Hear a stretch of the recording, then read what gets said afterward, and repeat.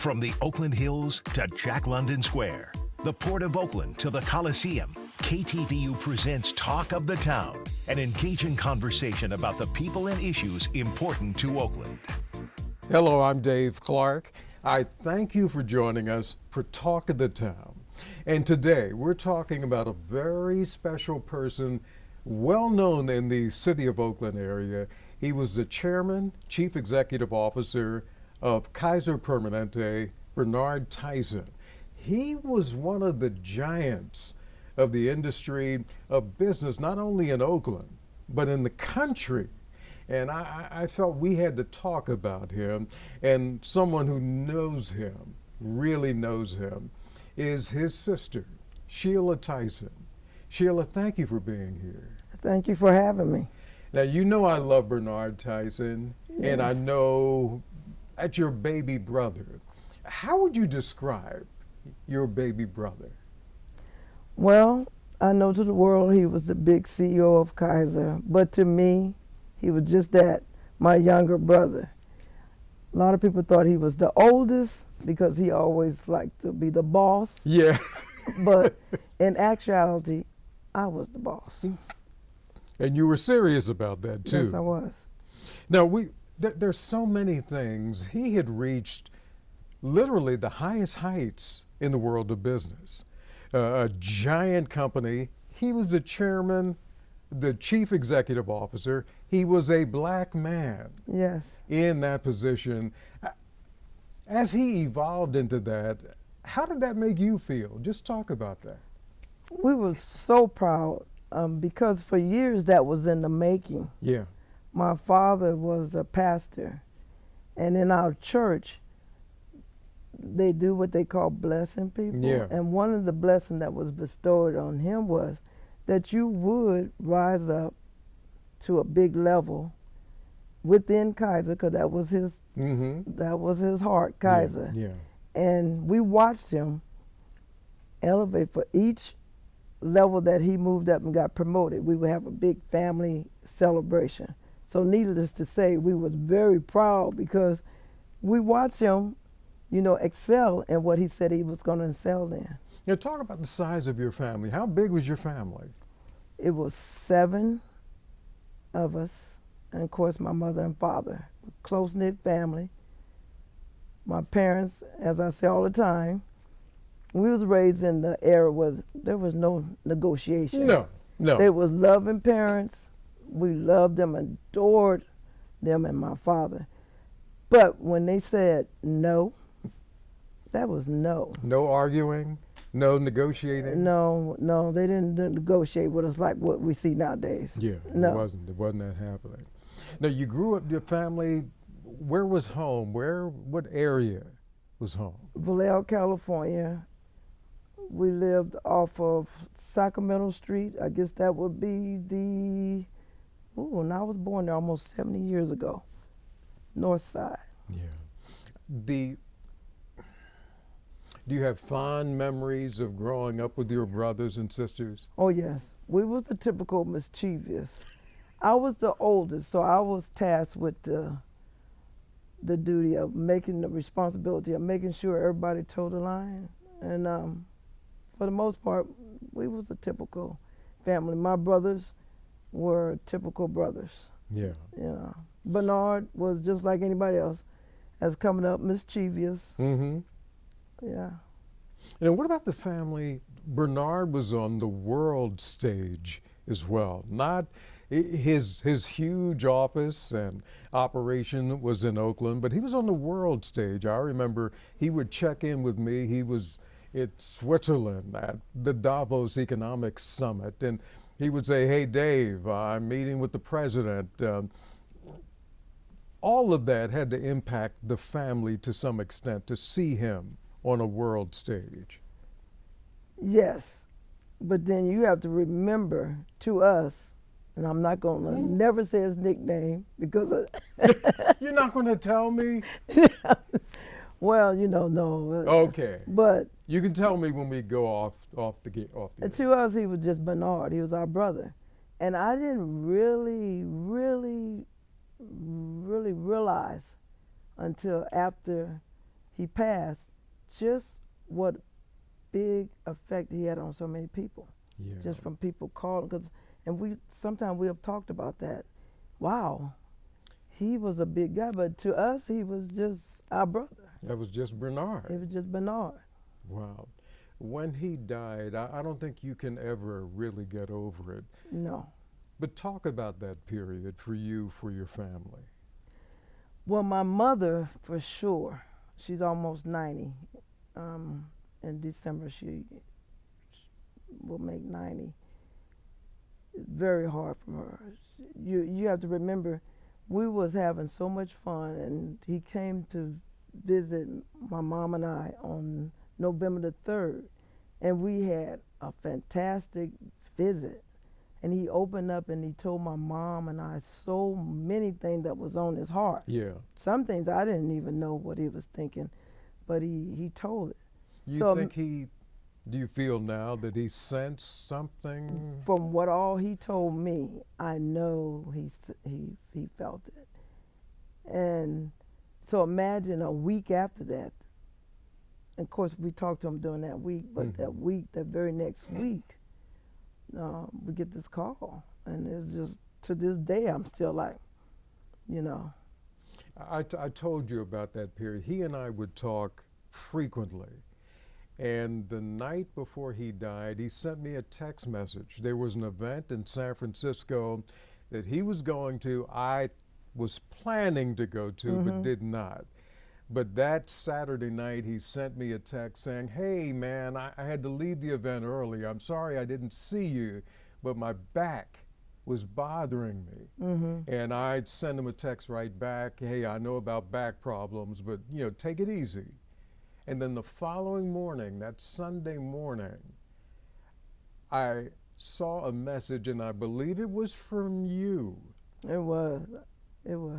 And I couldn't believe, I'm thinking, wait a minute, it's a back problem. He could not have died, but he had. And I was walking in a daze ever since. You really hit me hard. So imagine how we feel. Yeah. Yes, we still like, wow, you know. One of the things he and I talked a lot about was about the love Bernard had for his sons. Oh, wow. And his hopes for them. Tell me about. Well, I have 3 wonderful nephews, and Bernard and Carl adored those boys. He adored his sons. So it's 3. It's Bernard James Tyson Jr., Alexander, and Charles. And Charles had a birthday on yesterday. Oh, okay. I don't know these young folks, should you tell their age, but I'm going to do it. He made 21 yesterday. Bravo. 20, I just couldn't, I still can't believe that. 21 years old. Wow. Did Bernard, despite the giant status he reached, did he ever leave Vallejo, the Vallejo in him, or does that stay with you? That stayed with you. He loved Vallejo. And what do you think he loved about his Vallejo background? Well, Vallejo was a close-knit city. We're a city now. You know, they always try to put Vallejo down like a little town. We're a city. Vallejo's a beautiful city. But the people, we grew up in a community where we was close-knit. Before we moved to off of Sacramento Street, we was born actually and raised, well, myself, in a place called Floyd Terrace.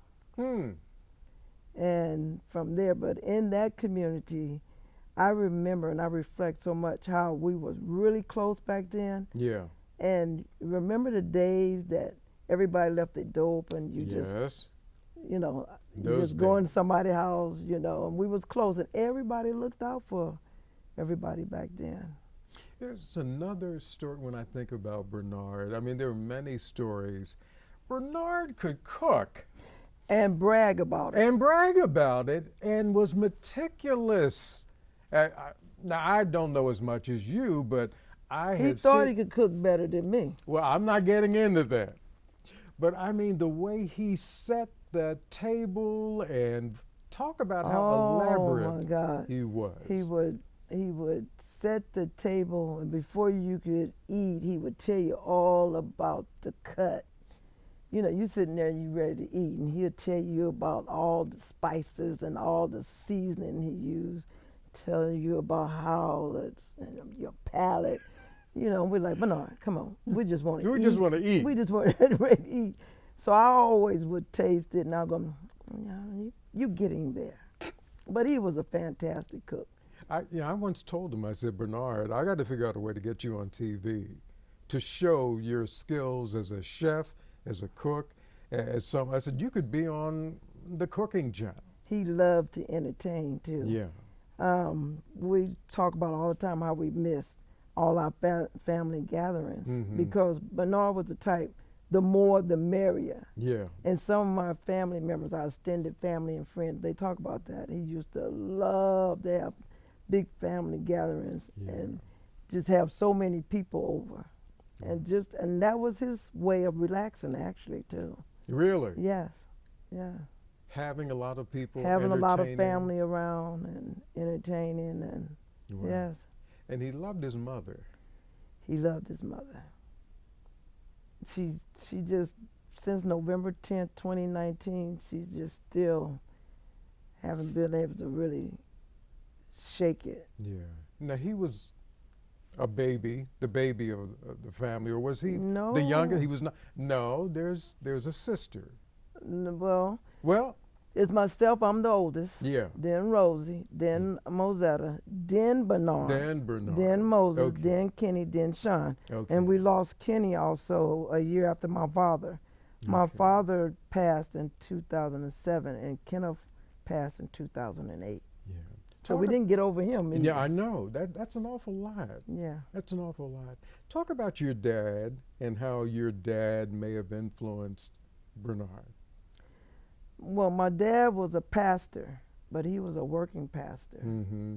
And so he had a 9-to-5 job, Yeah. Monday through Friday.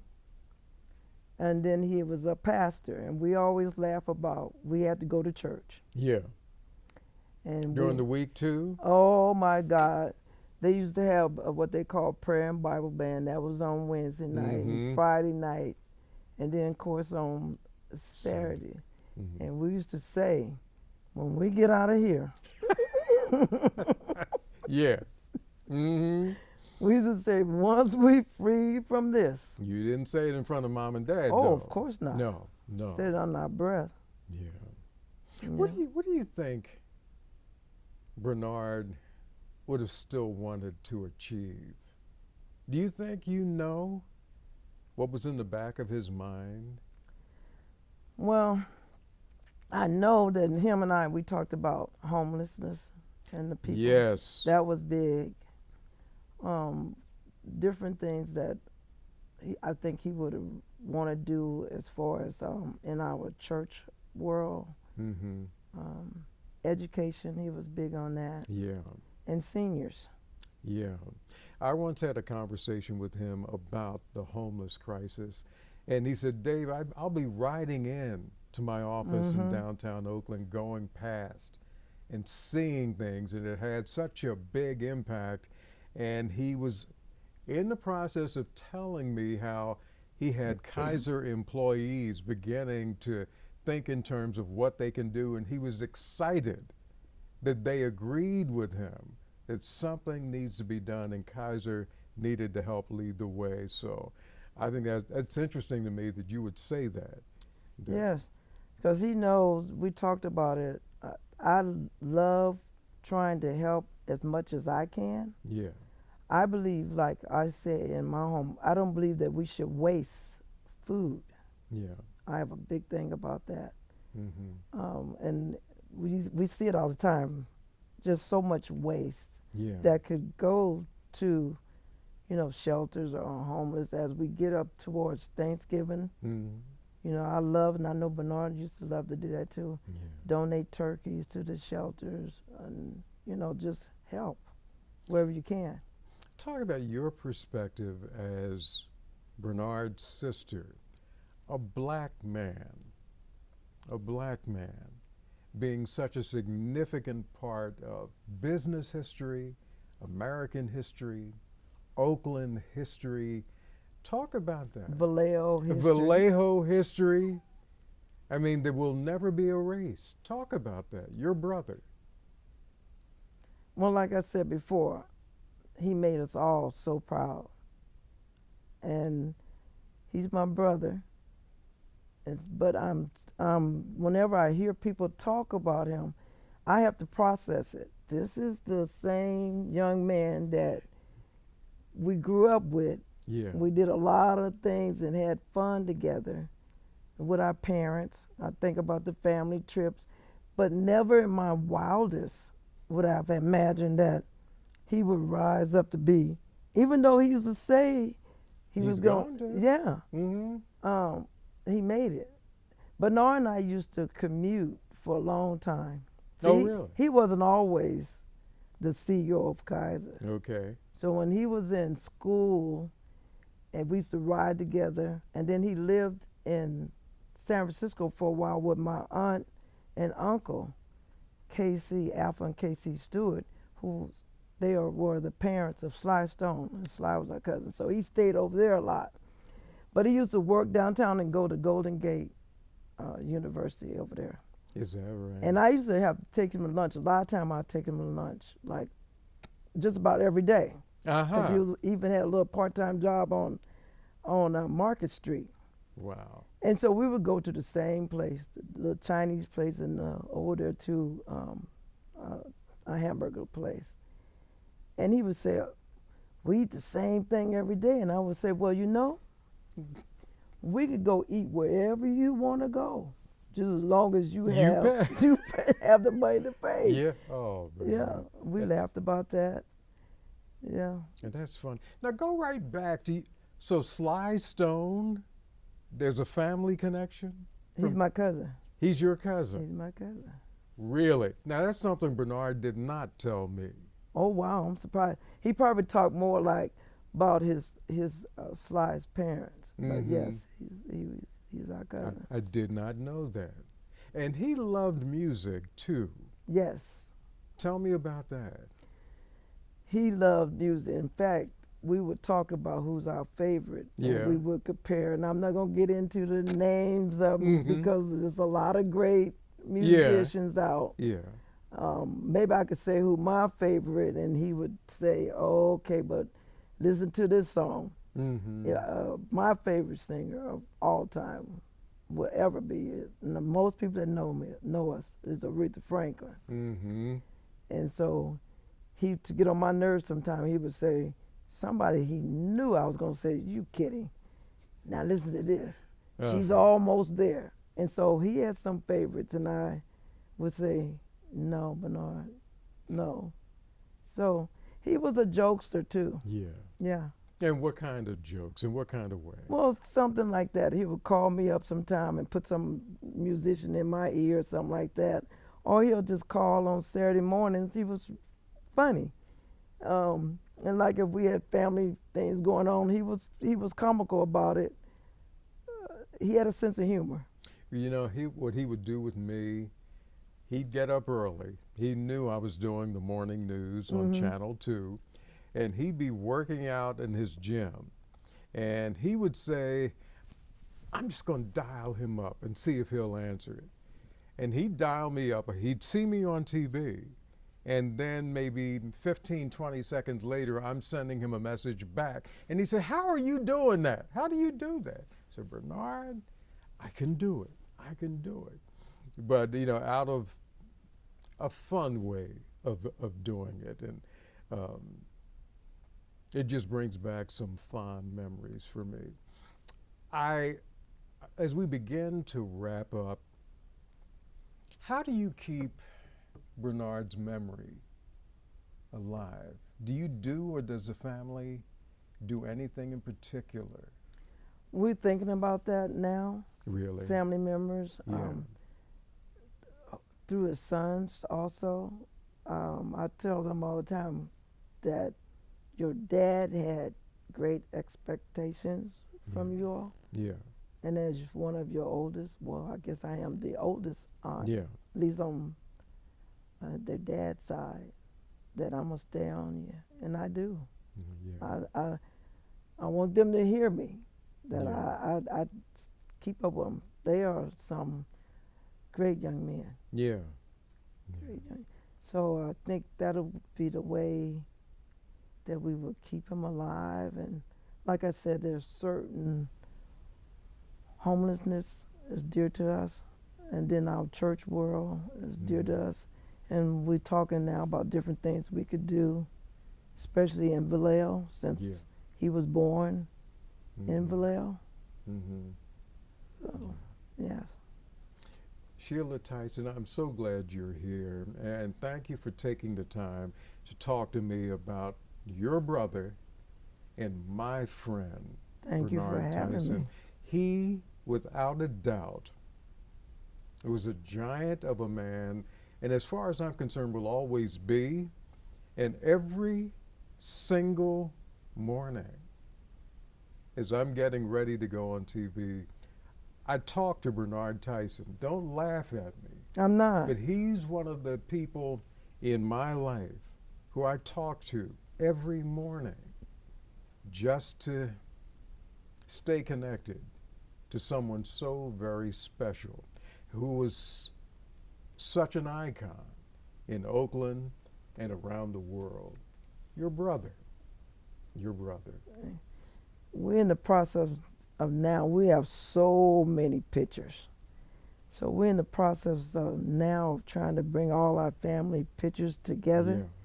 Yeah. And it's going through some of them, it brings back a lot of memories, precious memories. But eventually we're going to have it together.